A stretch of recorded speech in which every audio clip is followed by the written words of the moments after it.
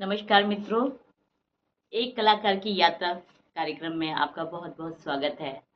आज हम जिस शख्सियत से मिलने वाले हैं वो किसी परिचय की मोहताज नहीं है।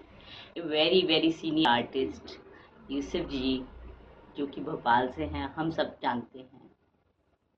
आइए उनसे मुलाकात करते हैं और उनसे जानते हैं उनकी निजी ज़िंदगी के बारे में और प्रोफेशनल लाइफ के बारे में, उनकी भविष्य की योजनाएँ क्या हैं, सब उनसे बातचीत करेंगे। तो मैं ग्वालियर में मेरी पैदाइश हुई और ग्वालियर में ही मेरी कला शिक्षा दीक्षा हुई। और मैं उसके तरफ इसलिए आकर्षित हुआ कि बहुत सारे कला के विद्यार्थी सड़क के किनारे या गली कूचों में बैठ के लैंडस्केप करते थे।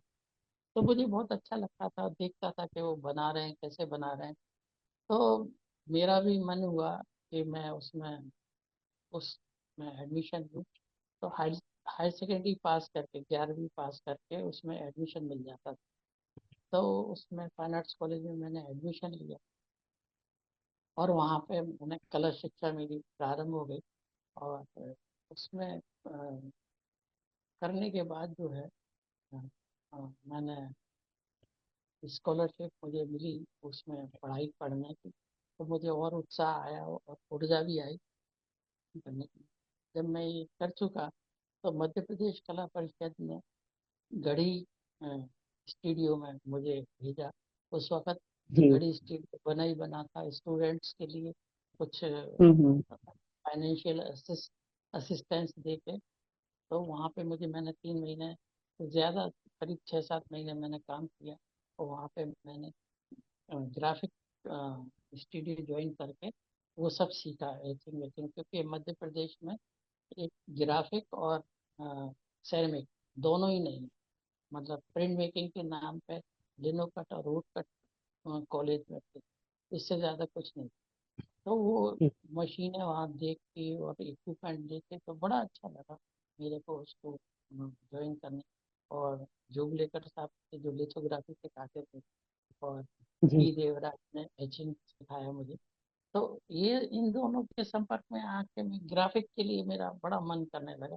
तो जब मैं लौट कर आया मध्य प्रदेश में, तो मैंने वो कला परिषद जो हमारी स्टेट अकेडमी है उसको लिखा कि कम से कम एक मशीन मंगा के आप ये विधा चालू कर सकते हैं और जी। इसमें बहुत कम खर्चे में ऐसा हो जाए। तो वो अशोक वाजपेयी उस वक्त सेक्रेटरी थे, उन्होंने उसको एक्सेप्ट कर लिया उस प्रपोजल को और उन्होंने वो कार्रवाई करी। तो मगर फिर क्या हुआ कि इतने में स्टेट गवर्नमेंट ने स्वामीनाथन जी को, जे स्वामीनाथन, उनको आमंत्रित किया है कि मध्य प्रदेश में एक आर्ट म्यूजियम बनाना। तो वो आर्ट हम्म। म्यूजियम बनाने के लिए भोपाल में आए। तो उन्होंने जब ये सब देखा कि तो उनको कुछ लोगों की ज़रूरत थी। तो मैंने अ, उनके अंडर में स्कॉलरशिप, नेशनल स्कॉलरशिप की थी। तो वो उन्होंने मेरे एक मित्र को भेजा और कहा कि यूसुफ को बुला के ला। तो मैं भोपाल, वो सुबह आया और दोपहर की गाड़ी से मैं भोपाल आ गया। और स्वामीनाथन के घर में जाकर बातचीत की, खाना वाना खाया उनके साथ। तो उन्होंने कहा कि भाई ऐसा ऐसा एक म्यूजियम बना रहे हैं, आप काम करोगे क्या? मैंने कहा करेंगे। तो बोले घर बोल के आए। मैंने कहा घर बोलने में नहीं जाऊँगा। बोले क्यों? मैं आने ही नहीं देंगे। तो बोले ठीक है, ऊपर एक कमरा खाली है और उस कमरे में मैं रहने लगा, उनके साथ काम करने लगा।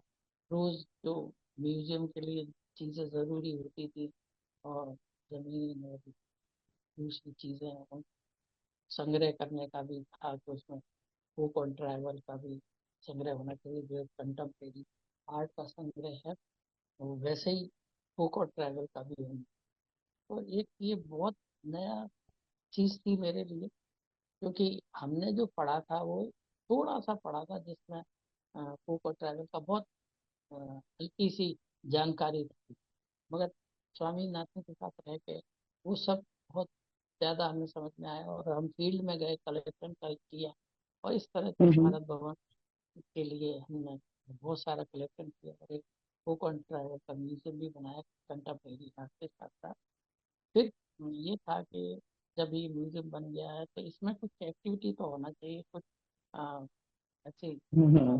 कुछ तो भी चीज ऐसे चलना चाहिए, डेड म्यूजियम नहीं जी जी जी। होना, वर्किंग म्यूजियम चाहिए। तो फिर हमने उनको प्रपोजल दिया कि ये जो यहाँ पर ग्राफिक वर्कशॉप बनाया जाए। तो मैंने कहा ग्राफिक वर्कशॉप कैसे बनेगा, वो तो सरकार से परमिशन लेना पड़ेगा। खैर, हम्म, मैंने जब प्रपोजल दिया तो उन्होंने सरकार से परमिशन भी ले ली। फिर बनाना हम्म, चालू हुआ, तब तक वो जो अशोक वाजपेयी ने स्टेट अकादमी से मशीन का ऑर्डर दिया था वो आ गया, मशीन बन के आ गई। तो मशीन बन जी के आ गई तो ये है कि फिर वो वर्कशॉप सेटअप करना ही पड़ा। तो वो उसके लिए वर्कशॉप सेटअप किया, तो बहुत तरह का उसमें काम आने लगा। फिर हम इस पूरे हिंदुस्तान से आर्ट कॉलेज के बच्चों को बुलाते थे, उनका एक कैंप करते थे। फोक और ट्राइबल आर्टिस्टों का एक कैंप करते थे, अर्बन आर्टिस्टों का, कंटेम्प्रेरी आर्टिस्टों का कैंप करते थे। ऐसे करके वो उसमें बहुत ज़्यादा एक्टिविटी होने लगी साल में। और बहुत सारे नए स्टूडेंट्स और नए आर्टिस्ट और यंग आर्टिस्ट वहाँ आके काम करने लगे। तो फिर ये हुआ कि इसमें एक प्रिंट आर्ट की इंटरनेशनल एग्जीबिशन चालू की जाए, जिससे देश दुनिया में इसका प्रचार प्रसार भी हो और एक अच्छी एक्टिविटी। तो फिर जी। इंटरनेशनल प्रिंट आर्ट पैनल चालू किया हमने। हम्म। तो इंटरनेशनल प्रिंट आर्ट जब तक 2010 में था तब तक हुआ, उसके बाद मैं रिटायर हो गया तो वो बंद ही हो। मगर ये सारी चीज़ें जो है, मतलब उससे बड़ी एक्टिविटी बढ़ गई। और एक्टिविटी बढ़ी, बहुत सारे लोगों से जान पहचान भी हुआ। तो मैंने अपने काम को जब शुरू किया म्यूजियम के सेटअप के बाद, तो फिर ये बहुत सारे लोगों से परिचय होने के बाद अपने काम को प्रदर्शित करने के लिए बहुत लोगों का सहयोग मिला। तो स्वामी ने सबसे पहले मेरी एडमिशन आर्ट गैलरी में दिल्ली में कराई। फिर रजा जी से भी परिचय हुआ। रजा कि आते थे, बहुत आर्टिस्ट आते थे, काफी बड़े बड़े आर्टिस्ट आते थे जिनको हम किताबों में ही पढ़ते थे। तो वो जी अ, उनसे मुलाकात हुई और ये हमारे लिए बड़ी अच्छी बात थी कि हम उनसे उनके मतलब ये हमारा भाग्य भी था कि हम उनको देख पाए और बातचीत कर पाए, उनके साथ रह पाए। तो फिर रजा ने कैमूर में, बॉम्बे में तो करवाया। इस तरह से मेरी ये जीवन यात्रा चालू हो गई और काम करता रहा। और दूसरा ये था कि मेरे काम में जो लाइनें आपको दिखती हैं, तो वो लाइनें ये है कि मैं सफेद national gallery of modern art में वो मिनिएचर सेक्शन में देख रहा था।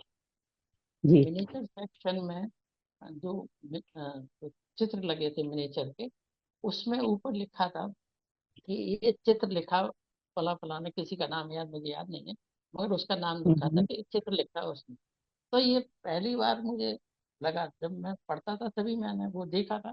तो मुझे लगा कि हम्म। हमें तो चित्र बनाना सिखाया जा रहा है, ये चित्र लिखना कैसा होता है। तो इस पे मैंने जी बहुत सारी देखा कि कैसे हो सकता है क्या नहीं हो सकता। फिर मुझे लिखने का ख्याल आया कि चित्र लिखे, अपन बनाए नहीं। तो चित्र लिखे तो हम्म। कैसे लिखे, तो लाइन आ गई, तो लाइन पे ही लिखना मतलब सिखाते ही है। तो वो फिर हम्म। मैंने उसमें लिखना चालू किया। और उसका जो सेगमेंट था वो भी लीनियर था। तो और लाइन बड़ी एब्स्ट्रैक्ट थी, तो मेरा सारा काम मतलब एब्स्ट्रैक्ट एलिमेंट्स के साथ शुरू हुआ। और उसमें जो फॉर्म बनते हैं, कोई जो रूप बनता जी है, वो किसी का जी। रेफरेंस नहीं होता। कि जैसे आप किसी के रेफरेंस को लेकर बना रहे हैं, आदमी, औरत, जानवर, पेड़, तो वो रेफरेंस हम्म। नहीं होता। तो ये जो इसमें अमूर्त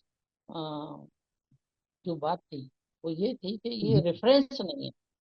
और जी। तो दूसरे लोग रेफरेंस में बना रहे थे और मैं लाइन का यूज कर रहा था, तो दो लाइनों के बीच में एक और तीसरी लाइन बनती। तो ऐसे वो लाइन के एलिमेंट जब मैंने रखने पास पास, सेगमेंट पास पास रखने शुरू किए, तो उसमें वाइब्रेशन आ गया, तो लिविंग थिंग हो गया, वो लिविंग यूनिट हो गई लाइन का सेगमेंट। और उसमें जी वाइब्रेशन आने से वो जीवंत लगने लगा। तो जी उसमें जी और जी काम करते करते बहुत सारी चीजें उसमें जुड़ती चली गई। और उसमें ये है कि लाइन का ना आरंभ है ना अंत है। तो ये जी एक अच्छी बात मुझे लगी। तो मैं अपने चित्रों को मैं कितने दूर तक भी ले जा सकता था। तो ये सारी हम्म। चीजें मेरे को बहुत अलग तरह से ड्राइंग के क्षेत्र में खड़ा कर दिया। असल में ड्राइंग पहले सेकेंडरी होती थी। सिर्फ ऑयल और वाटर कलर ही प्राइमरी होते थे। और जी जी कॉलेज में स्केच तक ही सिखाया जाता था, तो वो भी ड्राइंग ऐसे कोई उसका मतलब प्राइमरी उसका वजूद नहीं था।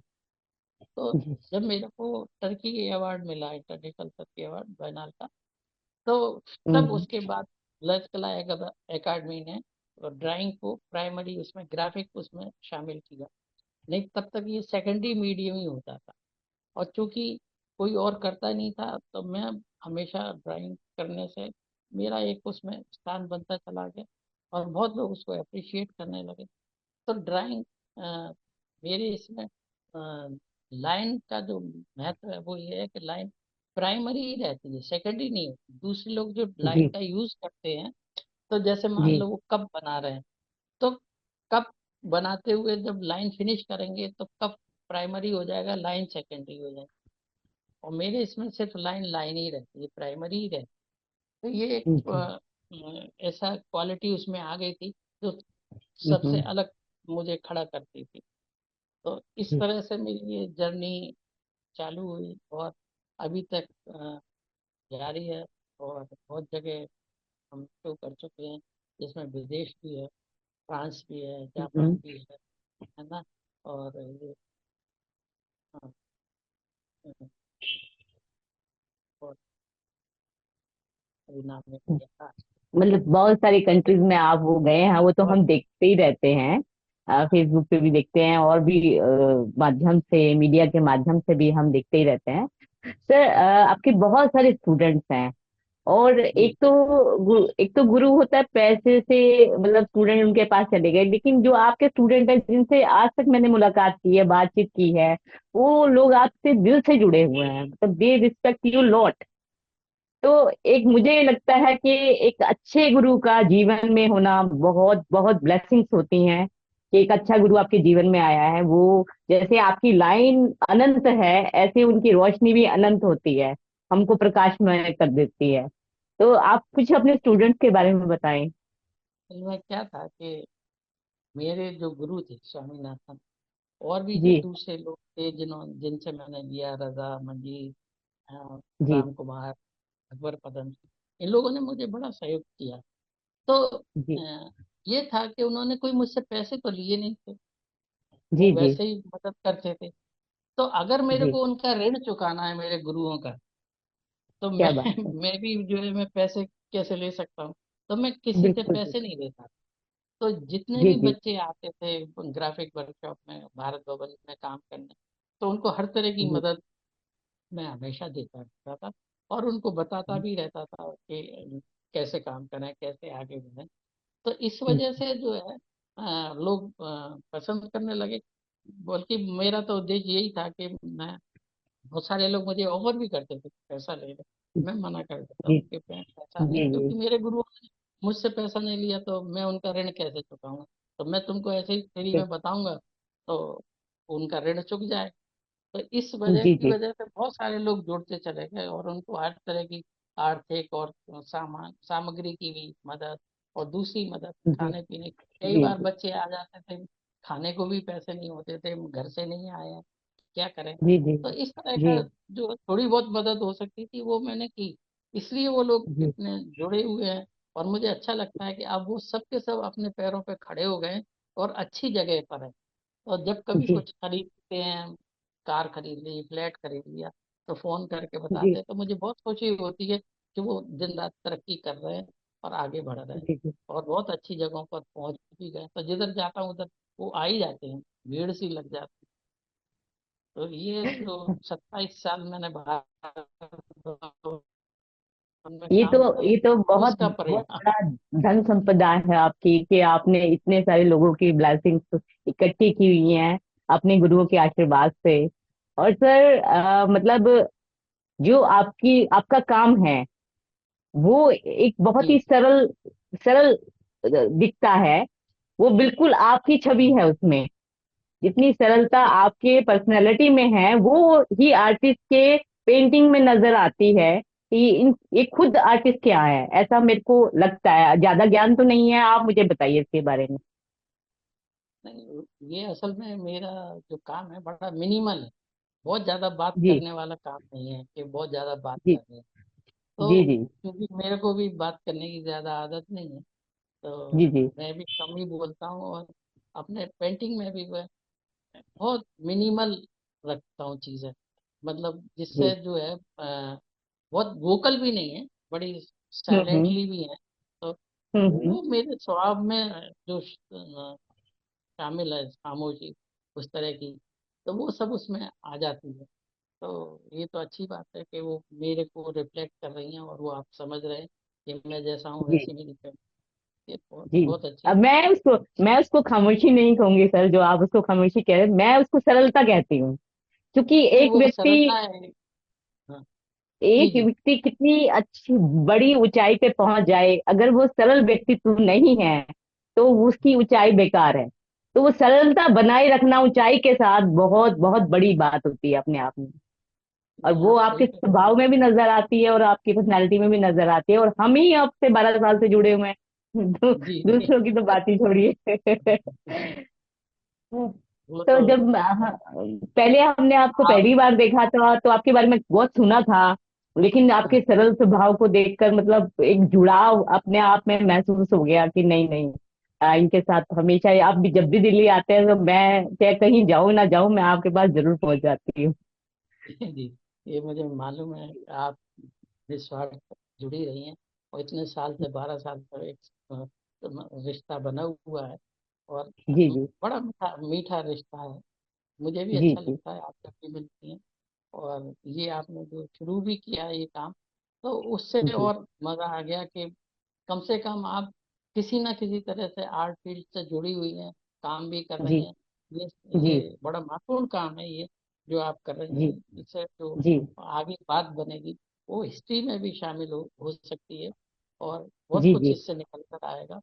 और मैं चाहता हूँ, मेरे दिल से मतलब ये आशीर्वाद है कि धन्यवाद भी है कि आप इस काम को और आगे बढ़ा। सर मतलब जैसे कि मैं अब बहुत ज्यादा लोगों को तो नहीं जानती, लेकिन एक हमारे आर्टिस्ट रहे हैं पंकज मोहन अग्रवाल जी। मैंने उन्हें देखा जी है कि वो बहुत साल काम करते रहे, बहुत साल काम करते रहे, लेकिन उनके मन में ये रहा कि मुझे वो स्थान प्राप्त नहीं हुआ जिसके लिए मैं डिजर्व करता हूँ। तो ये जो प्लेटफॉर्म है ऐसे ही लोगों के लिए है, जो लोगों को ये अंदर कसश रहती है कि नहीं, हमें आगे आना चाहिए था लेकिन हम आ नहीं पाए, है ना। क्योंकि बहुत सारे सारे लोग आपके जितने सरल तो होते नहीं है। हम्म, बहुत सारे लोग ऐसे भी होते हैं कि दूसरों को पीछे करके आगे चले जाते हैं, पर आप तो ऐसे हैं कि साथ में हाथ लेके आगे बढ़ाते हैं अपने स्टूडेंट्स को। जो आपके स्टूडेंट से भी बातचीत करके मुझे पता चला है, और मैं खुद भी स्वयं भी जानती हूँ, मेरा खुद का भी अनुभव है इस बात में। तो ये प्लेटफॉर्म वही है सर। और मैं ये भी कहना चाहूंगी आपको, आपके भी कोई स्टूडेंट हों जो आपको लगता है कि बहुत अच्छा काम करते हैं, और हम्म, यही उनके मन में भी रही है कि भाई हम आगे नहीं आ पाए, तो आप हमें जी जरूर बताइएगा। हम उन्हें जरूर मंच देंगे। जितना भी प्रयास मैं कर सकती हूँ वो मैं अपनी तरफ से बिल्कुल बिल्कुल करूंगी। इसके अलावा चलिए। मैंने ये भी देखा सर, आपके पास पहले पेट्स भी थे, आप पेट लवर है, तो अब थोड़ा हम्म। उनके बारे में बताएं आप। असल में क्या था कि वो तो बच्चे चुपचाप से ले आए थे घर में। हम और मुझे पता ही नहीं लगने दिया 15-20 दिन तक। वो अपने बिस्तर पे उसको पालते रहे, रखते रहे। फिर बाद में जब वो मैंने देखा वो थोड़ा फ्रेंडली हो गए थे घर जी के जी लोगों से, तो वो जी मेरे भी फ्रेंडली हो गए, तो मैं भी उनको बड़ा प्यार करने लगा। तो वो दो बिल्लियां जी थी जो मतलब हमारे घर में थी, मगर उनकी उम्र पूरी हो गई, तो वो जी डाइड हो गए। फिर उसके बाद क्या हुआ कि हम लोग ने फिर कोई और पेट नहीं पाला, क्योंकि हम लोग बाहर जाते रहे और बहुत आना जी जाना रहा, जी तो उसको कौन देख। एक बार जी हम जी जी इटली चले गए थे, तो जी। दोनों ही चले गए थे। तो जब लौट के आए, भाई को बोल के गए थे कि जरा इनको हाँ देख ले। हाँ तो हमको हाँ हाँ। घर में नहीं घुसने, इतनी शिकायतें कर रहे थे वो अपनी भाषा में, ऐसे बोल रहे थे कि हमको छोड़ के क्यों गए। तो बड़ा मतलब मजेदार इंसिडेंट था, बड़े प्यार से जी उनको जी जी अ, शांत किया जी जी जी। और प्यार से हाँ हाँ। मनाया, जाके मने। तो अब क्या है, वो बिल्कुल बच्चों सरीके हो जाते हैं पेट। तो अब उनको जी जी। ऐसे छोड़ना अच्छा नहीं लगता, और फिर वो बिल्कुल अ, बिल्कुल। हमारा आना जाना, दोनों का ही आना जाना लगातार रहता है, कभी इधर है कभी उधर है, तो उनको देखभाल नहीं हो सकती। इसलिए उनके जी बाद फिर हमने कोई पेट पेट पाला नहीं, उसको छोड़ दिया। सर और हमारे जी जी बहुत अच्छी यादें उनसे जुड़ी हुई, जी। बड़े बच्चों की तरह ही हम रखते थे उनको।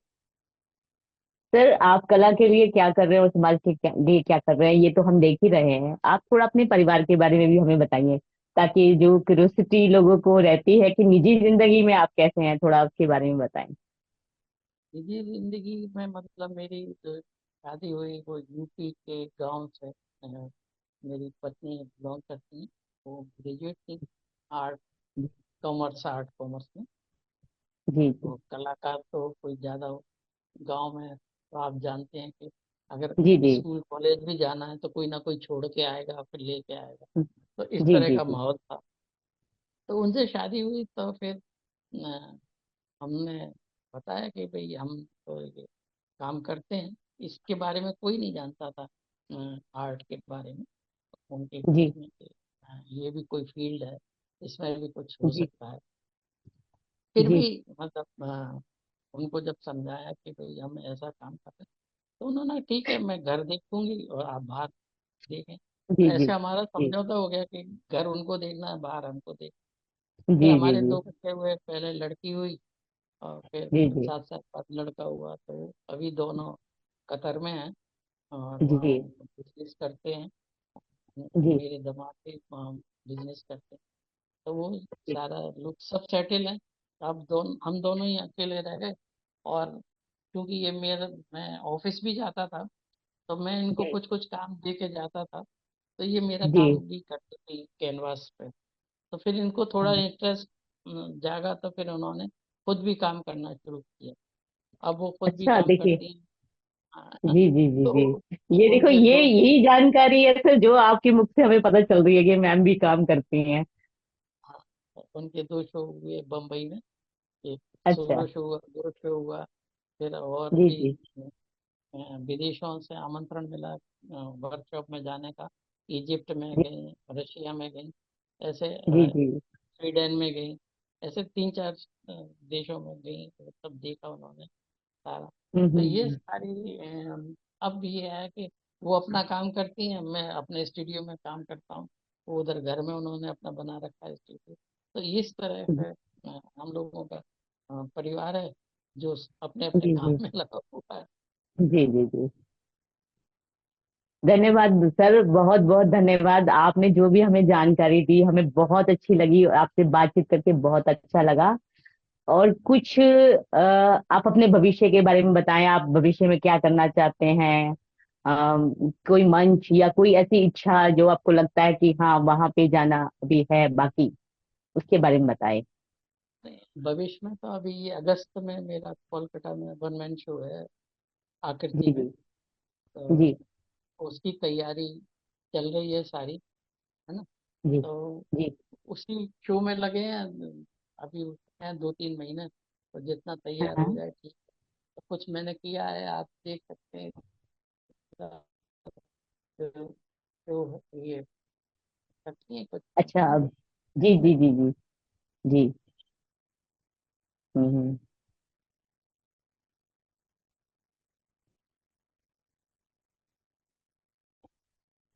जी जी। तो वैसे मैंने बहुत तो कम ये सब कलर्स देखे हैं सर आपके काम में, ये आप कलर्ड बना रहे हैं क्या। ये असल में क्या था कि ब्लैक एंड व्हाइट जो काम करते हैं ना लोग, जी जी तो उसमें जो बड़ा मुश्किल हो जाता है कि कलर उसमें आए। बहुत जी प्रैक्टिस करने के बाद कलर को मैं पकड़ पाया। वो काफी जी दिनों तक जी तो कलर हाथ ही नहीं रखने दे रहे थे एक तरह से, तो कुछ जी। बात बन नहीं रही थी। मगर ये हाँ हाँ। लगातार कलर के साथ काम करने से जो है, अब कलर आना जी शुरू हुए हैं मेरे कामों में। जी तो अभी भी मतलब जैसे एक या दो कलर में काम करते हैं। थोड़ा सा को इंटरेस्टिंग बना देते हैं ब्लैक के साथ हाँ हाँ। भी रख के। तो आए हैं ऐसे धीरे धीरे करके आए हैं, थोड़ा थोड़ा सा बन रहा है मामला उनके साथ। जी। तो मतलब इस बार आपकी प्रदर्शनी में कुछ नया देखने को मिलेगा। हाँ जी। वो नया तो मैं हमेशा इसलिए करता हूँ कि मुझे लगता है कि अपने विचारों को सीमित नहीं करना चाहिए। जी जैसे जी जी क्या होता है, बहुत सारे कलाकार कुछ रूप खोज लेते हैं, बस कलर स्कीम बदलती है और रूप में भी कभी जी इधर रख दिया कभी उधर रख दिया। तो जी जी एक जी जी। उनको मतलब डर सा रहता है कि हमारी हाँ पहचान हाँ। मिट जाएगी जी अगर हम जी ऐसा जी ना जी करें। तो जी उसमें जी उनके विचार बिल्कुल। सीमित हो जाते हैं। तो मैं हाँ ऐसा हाँ नहीं हाँ। करता, पहचान हमारी बने चाहे नहीं बने, मगर ये है कि हम अपने विचारों को तो सीमित नहीं कर सकते। इतनी कल्पनाएं आती हैं, इतनी कल्पनाएं करते जी हैं जी लोग तो उसमें से आप कुछ एक दो चीजें लेके पूरी जिंदगी आप करते रहो, तो वो मुझे ठीक नहीं लगता। तो और वो जी मुझे जी। ये लगता है कि वो लोग, वो आर्टिस्ट डरते हैं दूसरे उसमें हम्म। जाने के लिए, जोन जी में जी जाने के लिए, है जी ना। तो जी आप अपनी कल्पनाओं को कैसे सीमित कर सकते हो, कितना तो जी चीजें आप हमेशा आप देखते हैं और वो कल्पनाएं आती हैं। तो अपने उनको आप दो चार रूप में ही क्यों सीमित कर ले। तो ये जी मेरे को जी ठीक लगता नहीं। इसलिए मैं हमेशा अलग करने की कोशिश करता रहता हूँ। जी। तो सर एक आपका ऑनगोइंग गोइंग शो भी लगा हुआ है, मई 5 मई तक का है, उसके बारे में थोड़ा बताएं आप। लखनऊ में ये था कि कला स्रोत आर्ट गैलरी है लखनऊ में। तो बहुत दिन से वो कह रहे थे कि कुछ एक शो इधर आ जाए, क्योंकि वो उधर शुरुआत की है उन्होंने किसी तरह से कि कुछ आर्ट एक्टिविटी और ये सब कुछ वो कलेक्शन भी करते हैं और जी जी। लगातार प्रोग्राम भी कर रहे हैं। तो उन्होंने एक हम्म रेपुटेशन बनाई है लखनऊ के लोगों के लिए कि वो वहाँ पे आए, शामिल हों और देखें और कुछ हम्म। कला कृतियों का संग्रह भी करें। तो जी वो अपने प्रयास में काफी सफल भी हुए हैं और उन्होंने बहुत जी अच्छा वो किया। एक पहले दिन तो इनोग्रेशन था और फिल्म थी मेरे ऊपर, श्रुति लखनपाल टंडन ने जो बनाई हुई है फिल्म मेरे ऊपर, वो उन्होंने जी प्रदर्शित की। और दूसरे दिन संवाद था जिसमें अशोक जी भौमिक और प्रयाग शुक्ल और जैसे वो जय कृष्ण अग्रवाल जी भी थे। जी तो ये सारा जी और इतने सारे स्टूडेंट्स और कला प्रेमी वहाँ थे जो जिनको बड़ा इंटरेस्ट था। तो पूरा जैम पैक जो है हॉल था और बड़ा अच्छा प्रोग्राम हम्म था। और इस हम्म एग्जीबिशन को बड़ी सराहना मिली और अभी तक हम्म। उसकी गूंज सुनाई दे रही है मुझे।